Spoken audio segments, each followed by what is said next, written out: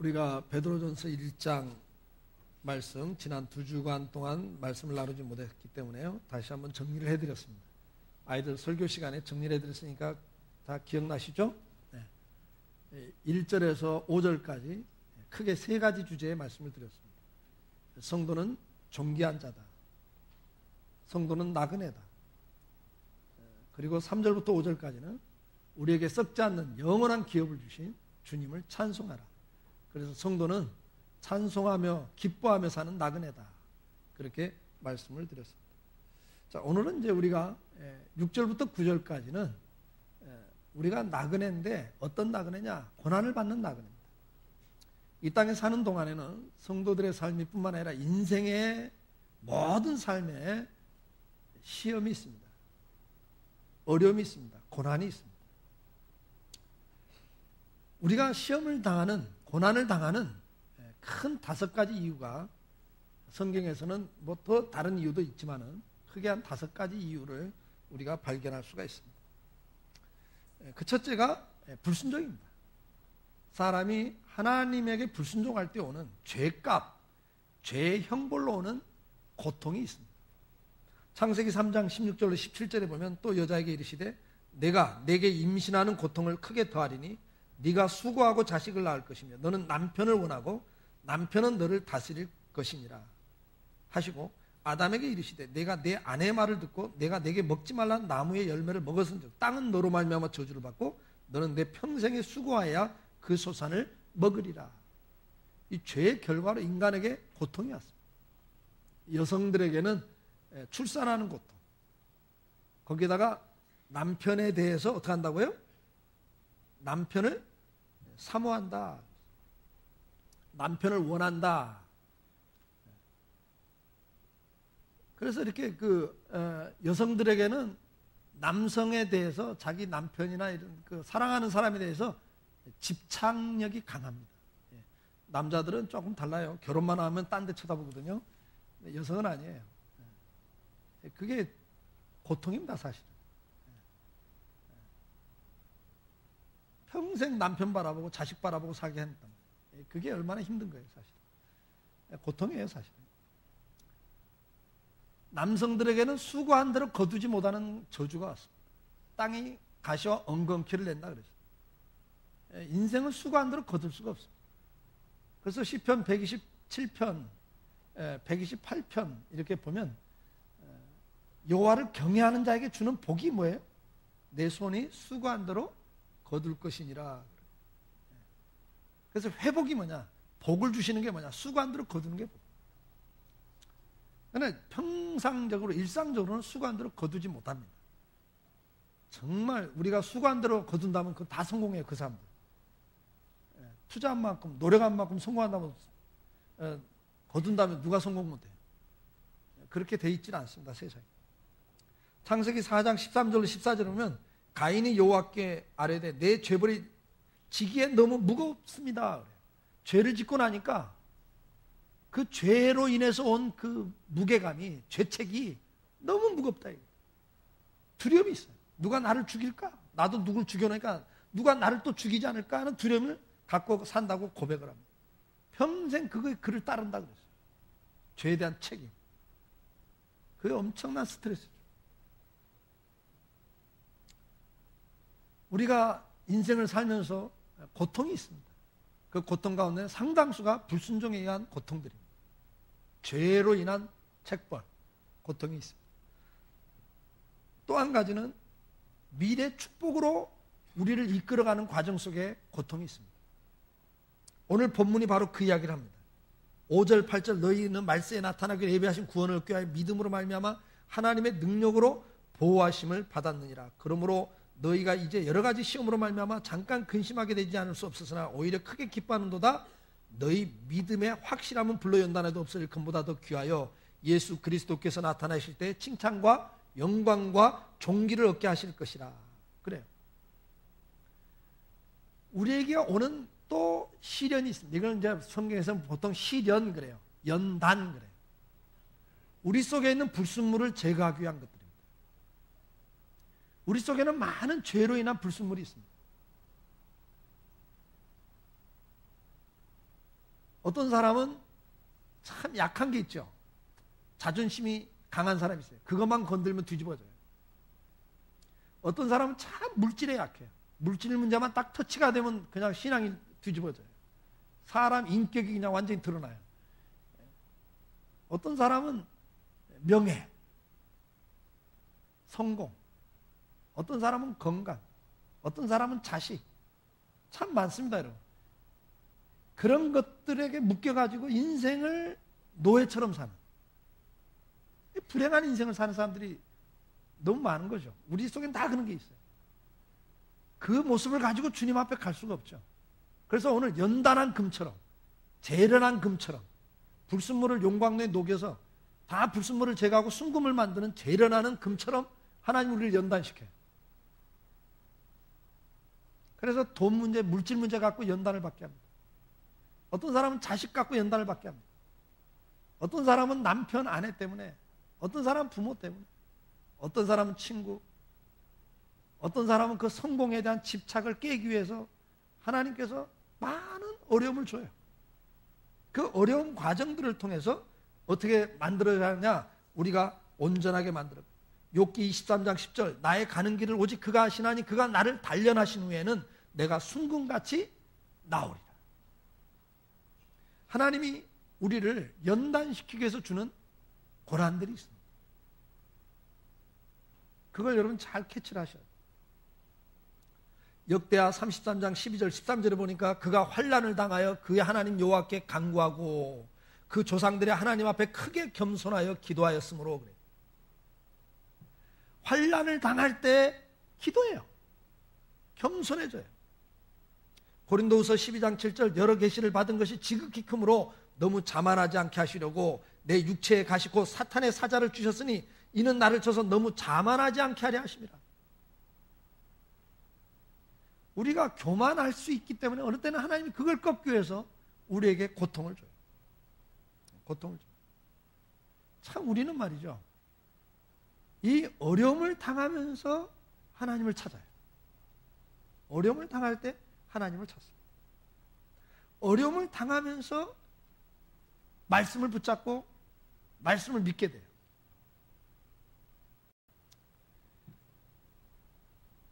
여러분들 인생을 어떻게 살기를 원하세요? 평안하게 살기를 원하죠. 평탄한 길을 가기를 원하시죠. 그게 축복이라고 생각하시면 안 됩니다. 옛날에 어떤 그 권사님이 새벽 기도를 못 하시는 거예요. 왜? 새벽잠이 깊어. 그렇게 새벽 기도를 가고 싶은데 죄책감에 새벽 기도는 해야 되는데 깰 수가 없어요. 눈 뜨면 해가 떠 있는 거예요. 매일매일. 그래갖고 이제 장 보러 갔는데 요즘같이 알람 시계가 없을 때니까 옛날이니까 장 보러 시장을 갔는데 닭장수가 닭을 팔면서 이 숫닭을 팔면서 이 닭은 새벽에 정확한 그 시간에 매일 운다고. 이걸 사다 놓으시면 아침에 늦잠 자서 농사일 망칠 일이 없다고. 이렇게 이제 닭을 파는 거예요. 이 권사님이 솔깃해가지고 너무 좋잖아요. 이 닭 틀림없이 새벽에 정확히 우냐 그러니까 틀림없다고. 지금까지 하루도 걷는 날이 없다고. 비싼 돈 주고 샀대요. 그리고 이제 그날 자면서 마음 편안하게 이제 주여 내일부터 내가 새벽 기도를 나가게 됐습니다. 그리고 잤는데 그 다음날 눈 뜨니까 어떻게 돼 있어요? 또 해가 떠 있는 거예요. 얼마나 화가 났겠어요. 그 닭을 품고 장터로 가가지고 닭장사한테 여보 당신 이거 틀림없이 운다고 그러는데 이놈이 어저께 안 울었다고. 당신 사기친 거 아니냐고. 그러니까 닭장사가 묻더래요. 아줌마 이거 닭 싸다가 놓으면서 닭집 잘 져줬어요? 그럼 도망 못 가게 닭집 잘 줬지. 그럼 먹을 거 많이 주고요. 그럼 먹을 거 잘 줬죠. 그러면 달걀 나라고 씨암탉 넣어줬어요?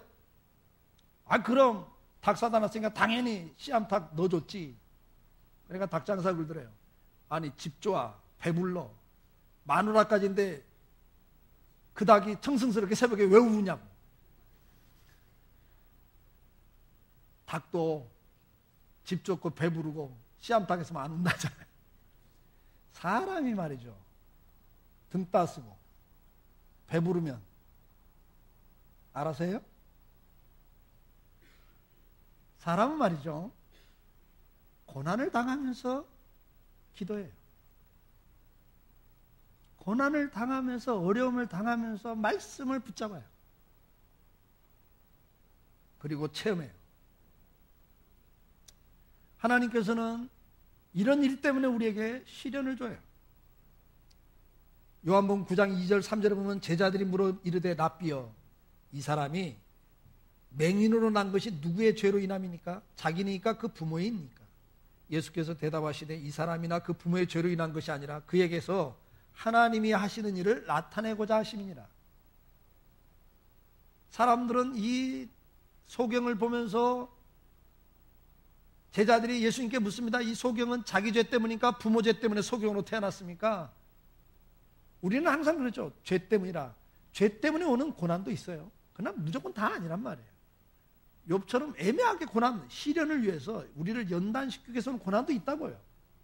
근데 어떤 고난은 바로 이런 고난이 있다는 거예요. 이 사람의 죄나 그 부모 죄 때문이 아니고 지금 예수님이 그 소경의 눈을 띄게 하시면서 예수님이 메시아다, 하나님이다라는 걸 드러내기 위해서, 주변 사람들을 믿게 하기 위해서, 다른 사람들의 구원을 위해서 하나님이 하시는 일들이 있다. 이게. 어떤 사람들이 우리 삶 속에도 그런 일이 얼마든지 있는 거예요. 나를 통해서 오늘도 하나님 살아계심과 하나님의 은혜와 능력이 어떤 것인가를 드러내기 위해서 우리를 코너로 몰아낼 때가 있어요. 이해가 되십니까? 그런 시련도 우리에게는 있는 거예요. 그러나 오늘 본문이 6절이 뭐라 그래요? 너희가 여러 가지 시련을 당하나 그래요. 여러 가지 시험으로 말미암아 잠깐 근심하게 될 수 없으나 그래요. 그 여러 가지 시험 가운데 이런 시험들이 있지만 오늘 본문에서 말하는 가장 대표적인 것은 이 5번째예요. 뭐냐면 성도로 살면서 당하는 시련이에요. 고통이에요. 앞에서 말씀드렸어요. 우리는 눈에 보이는 걸 가치관을 비유하지 않습니다. 나그네로 삽니다. 세상에 하나님 모르는 사람, 이 세상이 전부입니다. 이 세상에서 얼마나 잘 먹고 잘 살고 성공하느냐가 인생의 유일한 잣대입니다. 기준입니다. 그걸로 사람을 평가합니다.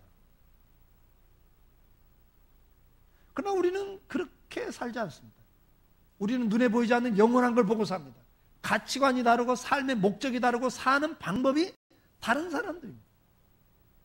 그게 성도예요. 그러면 세상이 우리를 좋아하냐? 야, 너희는 참 대단하다.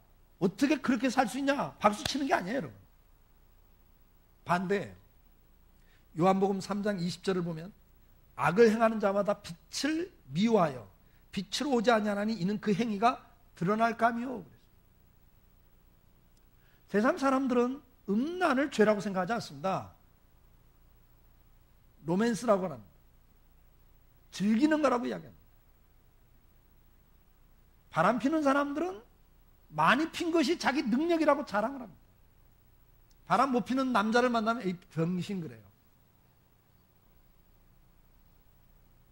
그들의 가치관으로 보고 그들의 기준으로 보면 우리는 바보입니다. 근데 우리가 이게 정상이야라고 말하면 이게 빛이라고요. 우리는 세상의 빛이거든요. 근데 어둠이 빛을 싫어합니다. 왜? 자기들의 행위가 잘못된 것이 자꾸 드러나니까 우리를 미워하게 돼 있다 그랬어요. 회사에서도 부정한 봉투를 받습니다. 옛날에 우리 집사님 한 분이 그러더라고요. 그것을 안 받으려고 그러면 박수 치지 않는다 이게. 넌 진짜다. 안 그래. 너만 뭐 의롭다고. 오히려 욕한다는 거예요. 왜? 자기들이 부정한 행위가 드러나니까 그게 죄라고 느껴지니까. 왜? 다 같이 부정을 해버리면 마음이 편하거든요. 죄라고 생각하지 않거든요. 이번에도 국세청장 어떤 분이 그러잖아요. 취임 인사한 줄 알았다고. 아니 국세청장 취임했는데 인사로 3억을 갖다 줘요? 말이 안 되는 거예요. 그렇게 치부해야 마음이 편하거든요. 근데 옆에서 그건 죄야, 그건 불법이야 그래 보세요. 좋아하겠어요? 여러분 같으면 좋아해요? 당연히 미워하죠. 요한복음 15장 18절로 19절에 세상이 너희를 미워하면 너희보다 먼저 나를 미워한 줄을 알라. 너희가 세상에 속하였으면 세상이 자기의 것을 사랑할 것이나 너희는 세상에 속한 자가 아니요 도리어 내가 너희를 세상에서 택하였기 때문에 세상이 너희를 미워하느니라.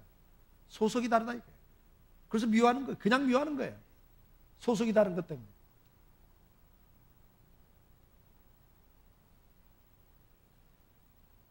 요한복음 17장 14절 내가 아버지의 말씀을 그들에게 주었사오매 세상이 그들을 미워하여 싸우니 이는 내가 세상에 속하지 아니한 같이 그들도 세상에 속하지 아니함으로 인함이니이다.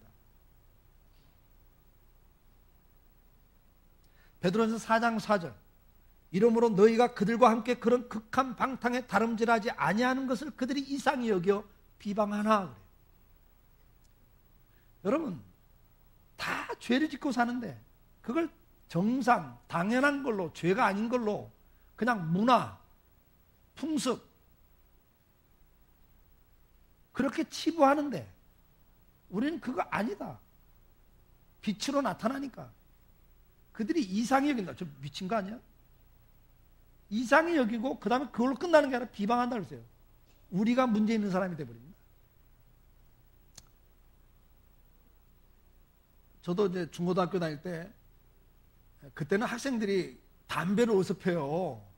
그냥 길거리 담배 피다가 동네 어른들한테 걸려도 이놈의 자식들 그러면 그냥 얼른 숨기고 그래야 됐어요. 요즘같이 막 중학생들이 그냥 길거리에서 그냥 보란 듯이 쳐다보면서 피네. 네가 나한테 말할 수 있어? 뭐 이래가면서 한마디만 해봐 욕할 테니까 덤빌 테니까 이러고 대드니까 말을 못 하잖아요. 애들이 다 알아요. 요즘 어른들은 우리를 무서워하고 아예 상관을 안 한다. 못 본 척한다. 근데 저희 때만 해도 안 그랬거든요. 그러니까 담배를 피면 동네 뒷골목에 멀리 숨어가지고 이렇게 돌려가면서 한 대 갖고 핀다고요.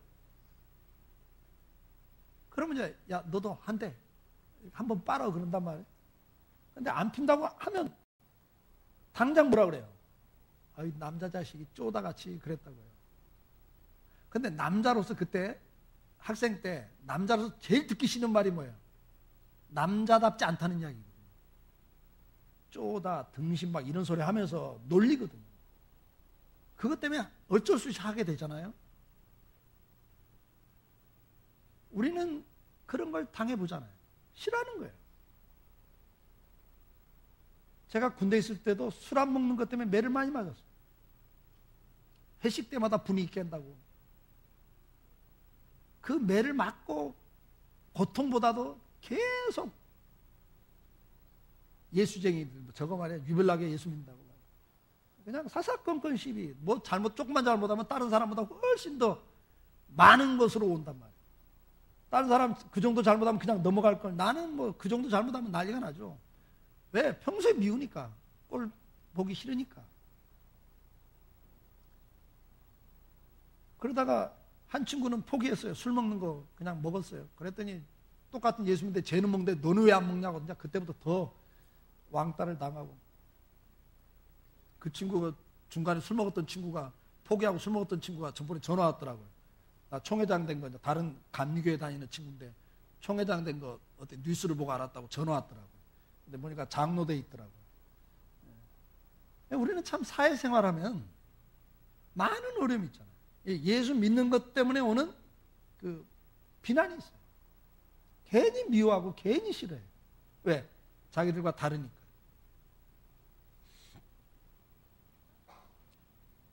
디모데후서 3장 12절 말씀 같이 읽어볼까요? 무릇 그리스도 예수 안에서 경건하게 살고자 하는 자는 박해를 받으리라. 우리가 말씀대로 살려면 이 세상은 우리를 싫어합니다. 그래서 미워하는 정도가 아니라 박해를 합니다. 그래 너 그렇게 믿어갖고 한번 잘 되나 보자. 우리 사회 속에서 네가 그렇게 갖고 성공할 수 있냐? 왕따를 시키고 불이익을 줍니다. 박해를 받습니다.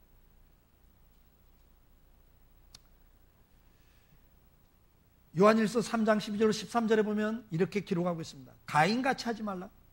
그는 악한 자에게 속하여 그 아우를 죽였으니 어떤 이유로 죽였느냐? 자기의 행위는 악하고 그의 아우의 행위는 의로움이라. 형제들아 세상이 너희를 미워해도 이상히 여기지 말라. 사람들은 악해요. 그래서 자기 악함이 옆에 있는 사람 때문에 드러나면 회개할 생각을 하지 않고 그걸 제거함으로써 편안함을 추구하는 거예요. 가인과 아벨의 이야기를 통해서 말씀해요. 너희는 그렇게 살지 마. 그러면서 그걸 이상한 일 당하는 것처럼 여기지 말라 이게. 세상은 어차피 예수 믿는 거 싫어해요. 기독교 역사상 언제 기독교가 박수 받아본 적이 없습니다. 바울이 가는 데마다 박수 치면서 환영한 적 없어요. 복음 전하면 다 돌로 던졌어요. 듣기 싫다고. 떠나라고. 여러분, 세상 속에 우리 예수 믿는 사람들이 교회가 박수 받을 생각하지 마세요. 악한 일로 욕 얻어먹지 말라고 그래. 이제 베드로 전서 뒤에 4장에 가면 나와요. 그때가 설명할 거고, 우리가 잘못하고 악한 일을 해서 세상부터 욕 얻어먹으면 안 돼요. 그러나 우리가 아무리 착하게 살아도 믿음대로 살려고 하면 욕 얻어먹게 돼 있어요. 예, 기본적으로 근본적으로 세상은 예수 믿는 거 싫어합니다. 왜? 그럴수록 자기들이 괴로움을 당해야 돼요. 양심의 가책을 느껴야 돼요. 죽는 것 얼마나 싫어합니까? 생각해 보세요. 그렇게 살다가 죽으면 지옥 갑니다. 그거 죄 짓고 사는 겁니다. 그래서 예수 믿어야 됩니다. 이 소리 여러분 같으면 듣기 좋아요?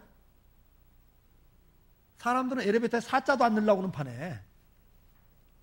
그렇죠? 죽을 사자 그렇게 싫어하는데, 세상 사람들은 죽음으로 끝이라고 생각하는데 죽음은 끝이 아닙니다. 그 다음에 지옥 갑니다. 이래버리니 예수 믿는 거 누가 좋아해요? 복음 전하지 말라는 거예요. 그러니까 전도하지 말라는 게 듣기 싫다는 거예요.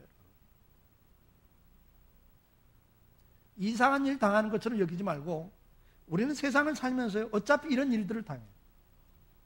세상을 사는 동안에 우리는 여러 가지 시험을 당합니다. 어려움이 있습니다. 죄 때문에. 하나님 우리를 연단시키고 훈련시키고 우리를 정금같이 만들기 위해서, 또 우리를 통해서 영광을 받기 위해서. 그러나 더 중요한 어려움들은 우리가 믿음으로 살려고 할 때 오는 고통이 있다는 거예요. 그럴 때 어떻게 하라고 그래요? 오늘 본문에 여러 가지 시험으로 말미암아 잠깐 근심하게 되지 않을 수 없었으나, 잠깐은 근심하고 스트레스 받습니다. 잠깐은 열받습니다. 잠깐은 정말 내가 계속 이렇게 살아야 되나? 내가 조금만 타협해버리면 나도 편할 수 있는데 왜 그런 생각이 안 들어요? 들죠? 그러나 오히려 크게 기뻐하는도다. 뭐 때문에? 여러 가지 시험 때문에 오히려 크게 기뻐하는도다. 왜 기뻐해요? 오늘 본문이 그 기뻐하는 이유가 뭐예요? 7절부터 너희 믿음의 확실함은 불로 연단해도 없을 금보다 더 귀하여. 결국 그 여러 가지 시험들을 통해서 우리가 연단을 받고 금같이 정금 같은 성도가 된다. 그 결과가 뭐죠? 예수 그리스도 나타나실 때, 주님이 재림하실 때 영광과 칭찬과 존귀를 얻게 하려 합니다. 그날에 칭찬이 있다고, 주님 앞에. 마지막 심판대 앞에 서는 날 세상에서 자기들 멋대로 살던 인생들은 다 이를 악물고 자기 인생을 저주하고 한탄하면서 지옥으로 가는 거예요. 성경은 그걸 누없이 이야기해요. 그날에 우리는 주님으로부터 잘했다, 너 제대로 산 거야, 칭찬과 영광을 그날 다 받아요. 우리는 존귀한 자로 그날 드러나는 거예요. 그걸 생각하면서 너희가 여러 가지 시험을 당할 때 오히려 크게 기뻐하라고 말씀을 하시는 거예요. 성도들의 삶에는 앞에서 3절에서 찬송하리로다가 있었다는, 기쁨이 있다고요. 어떤 기쁨이 있어요? 우리에게 영원히 썩지 않는 영원한 기업이 있는 것. 그리고 오늘도 주님이 나와 함께하고 계시고 나를 인도하고 계시고 나를 보호하고 계시고 은혜를 베풀고 계시는 하나님의 사랑을 깨닫는 성도들이기 때문에 근심 가운데서도 기뻐할 수 있는 거예요. 사도행전 2장 18절, 주께서 생명의 길을 내게 보이셨으니 주 앞에서 내게 기쁨이 충만하게 하시리로다. 생명의 길을 봤기 때문에 기쁨이 충만하다 고백을 해요. 사도행전 2장 46절은 날마다 마음을 갖춰 성전에 모이기를 힘쓰고 집에서 떡을 떼며 기쁨과 순전한 마음으로 음식을 먹고 기쁨이 있었어요. 사도행전 8장 8절, 그 성에 큰 기쁨이 있더라. 복음이 들어가는 곳마다 영생을 얻게 된 성도들에게는 이 세상에서 어떤 어려운 환경 속에 산다 할지라도 영원한 걸 보면서 오는 기쁨이 있다고요. 스데반 집사는 맞아 죽으면서도 그 얼굴이 천사 얼굴 같았다고요. 기쁨이 있단 말이에요. 그건 지난번에 설교했잖아요. 죽음 앞에서도 기뻐할 수 있는 게 우리에게는 있는 거예요.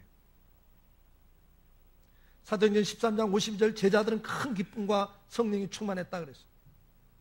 고린도서 6장 10절 근심하는 자 같으나 항상 기뻐하고 가난한 자 같으나 많은 사람을 부유하게 하고 아무것도 없는 자 같으나 모든 걸 가진 자로다. 이게 성도거든요.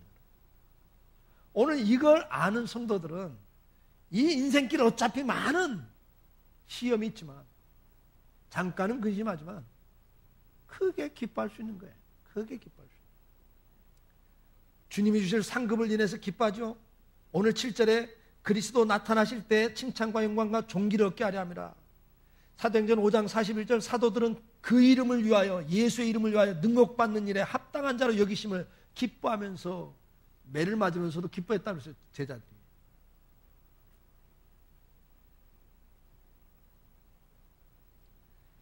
고린도서 12장 10절에 그러므로 내가 그리스도를 위하여 약한 것들과 능력과 궁핍과 박해와 공고를 기뻐하노니. 여러분 보세요. 궁핍함을 당하고 살아요. 박해를 받고 살아요. 능력을 받아요. 요거도 먹고 조롱을 당해요. 그러면서도 기뻐한다고 했어요. 빌립보 2장 17절 만일 너희 믿음의 재물과 섬김을 위하여 내가 나를 전제로 드릴지라도 나는 기뻐하고 내가 너희를 위해서 내가 너희를 섬기기 위해서 내가 죽는다 할지라도 나는 기쁘다 그랬어요. 희생이 기쁘다는 게 희생이. 골로새서 1장 24절 나는 이제 너희를 위하여 받는 괴로움을 기뻐하고 그리스도의 남은 고난을 그의 몸된 교회를 위하여 내 육체에 채우느라. 성도를 섬기는 일과 교회를 위해서 내가 능력받고 고난받는 걸 내가 기뻐한다. 여러분 이 기쁨이 있는 거예요. 봉사 안 하려고 그러고 희생 안 하려고 그러고 교회에서 뭐 좀 헌신하자 그러면 뒤로 빼고 그게 지혜롭고 약삭빠른 것 같지만 그게 참 어렵게 사는 거예요. 앞장을 쓰고 헌신하면서도 기쁜 거예요. 희생하는데 기쁨이 온다고요. 오늘 그걸 누리고 살 수 있길 축복합니다. 로마서 8장 18절 생각하건대 현재 고난은 장차 나타날 우리에게 나타날 영광과 비교할 수가 없다. 그렇게 바울은 고백합니다. 베드로전서 4장 13절 14절 오히려 너희가 그리스도 고난에 참여하는 것으로 즐거워하라. 이는 그의 영광을 나타내실 때 너희로 즐거워하고 기뻐하게 하려 함이라. 너희가 그리스도의 이름을 인하여 치욕을 당하면 예수 믿는 것 때문에 요거도 먹고 왕따 당하고 조롱 당하고 불이익을 당하면 복 있는 자로다. 복 있는 자라 그랬어요. 영광의 영 곧 하나님의 영이 너희 위에 계심이라. 오늘도 하나님이 나와 함께하기 때문에 고난받으면서도 그 길을 가는 거예요. 성도들은 그것 때문에 기뻐하라는 거예요. 뿐만 아니라 이 고난을 통해서 시험을 통해서 우리의 믿음이 성숙해집니다. 오늘 본문이 그걸 이야기해요.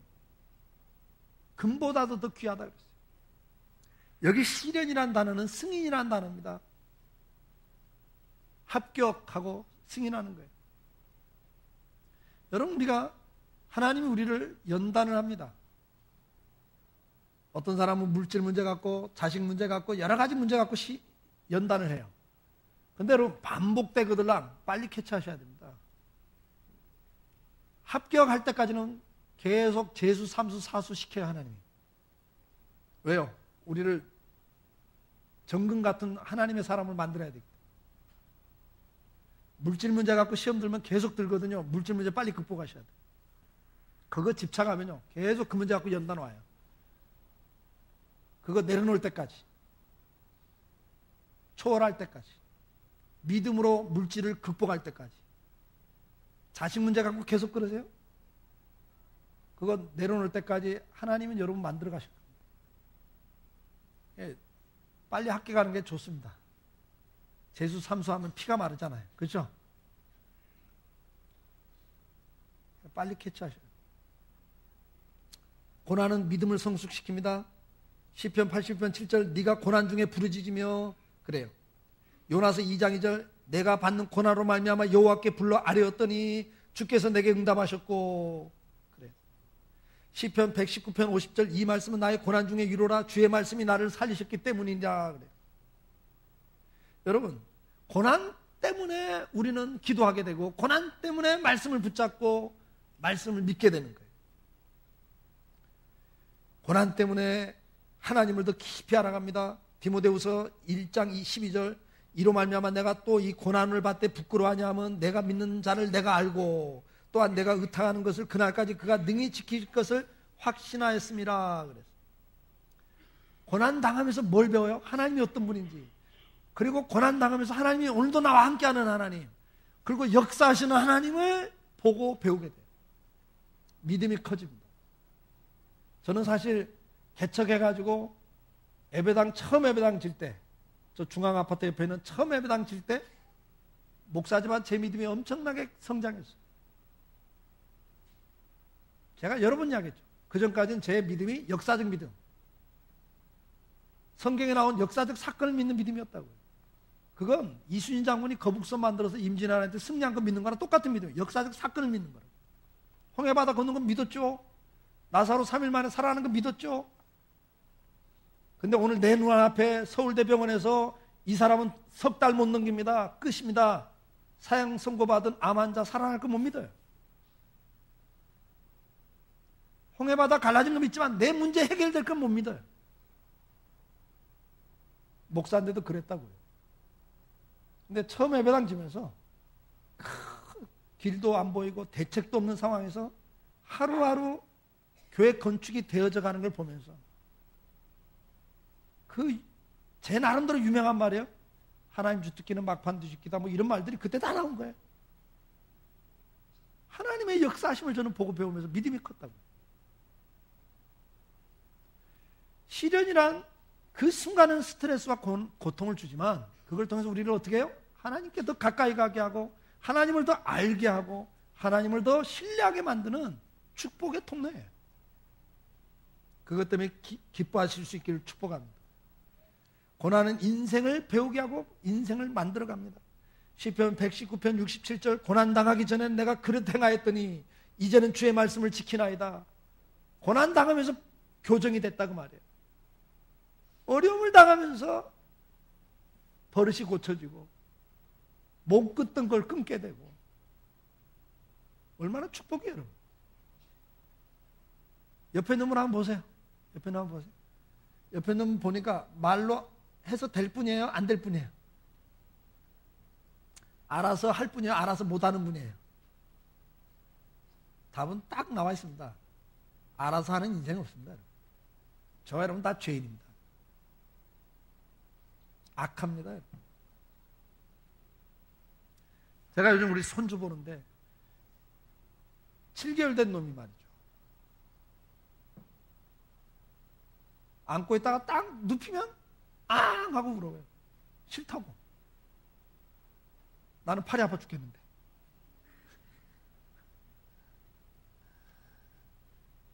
저랬어요. 7개월 된 애가 자기 싫은 건 뭐 막 땀을 뻘 뿌리면서 울어. 끝까지 울어요. 그리고 안아주면 웃어. 참 어리다고 뭐 사람 착한 거 아닙니다, 여러분. 다 자기 주고 자기 싫으면 그냥 난리가 납니다. 인생 다 그래요, 여러분. 그런데 고난을 통해서 그런 게 바꿔가요. 고쳐져 가요. 시편 119편 71절에 고난당한 것이 내게 유익이라 이로 말미암아 내가 주의 윤례들을 배우게 되었나이다. 고난을 통해서 주님을 더 배워갔잖아요. 그렇기 때문에 어떻게 하라고 말합니까? 오늘 본문은 기쁨으로 고난을 당하라고 말씀을 합니다. 디모데후서 1장 8절 그러므로 너는 내가 우리 주를 증언함과 또는 주를 위하여 갇힌 자 된 나를 부끄러워하지 말고 오직 하나님의 능력을 따라 복음과 함께 고난을 받으라. 예수 믿는 것 때문에 고난 당하는 거 부끄러워하지 말고 오히려 고난 당해라. 디모데후서 2장 3절 너는 그리스도 예수의 좋은 병사로 나와 함께 고난을 받으라. 디모데후서 4장 5절 그러나 너는 모든 일에 신중하여 고난을 받으며 전도자의 일을 하며 내 직무를 다하라. 고난을 받으라는 거예요. 그리고 그걸 기쁘게 받으라는 거예요. 고난 받으면서 잘못된 태도가 어떤 태도입니까? 고난의 환경에 대하여 반항하는 태도입니다. 출애굽기 14장 1절로 12절 그들이 또 모세에게 이르되 애굽에 매장지가 없어서 당신이 우리를 이끌어내어 이 광야에서 죽게 하느냐 어찌하여 당신이 우리를 애굽에서 이끌어내어 우리에게 이같이 하느냐 우리가 애굽에서 당신에게 이른 말이 이것이 아니냐 이르기를 우리를 내버려두라 우리가 애굽 사람을 섬길 것이라 하지 아니하였더냐 애굽 사람을 섬기는 것이 광야에서 죽는 것보다 낫겠도다 그랬어요. 여러분 보세요.